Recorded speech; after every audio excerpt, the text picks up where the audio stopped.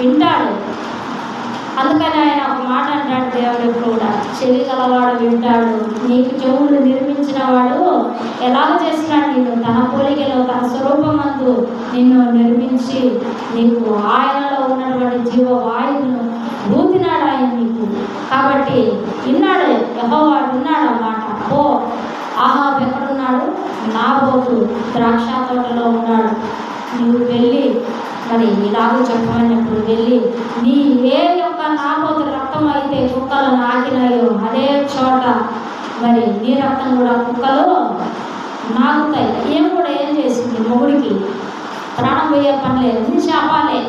అయితే అక్కడ ఆహాబు పని చేస్తుంది. దేవుడికి భయపడి ఆయనకు రావాల్సినటువంటి ఆ యొక్క అపాయాన్ని, ఆ యొక్క భయంకరమైనటువంటి శిక్షను తప్పించుకునేదానికి ఏం చేస్తుందంటే ఆయన ఉపవాసం ఉండి వినయం చూపించి రకరకాలుగా చేసి మొత్తానికి పోగొట్టుకుంటాడు. ఆఖరికి యెజబెలు యొక్క రక్తము కుక్కలు నాకుతాయి.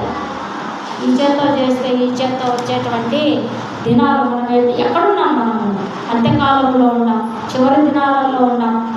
రాజ్యముల మీదకి రాజ్యం, యుద్ధములు, భయంకరమైనటువంటి భూకంపములు, మరి భయంకరమైనటువంటి తుఫానులు, ఆ భయంకరమైనటువంటి తెగుళ్ళు. అసలు ఈ తెగుళ్ళు ఎందుకు ఈ రకంగా వస్తాయంటే దేవుని వాక్యానికి సున్నైనను పొల్లైనను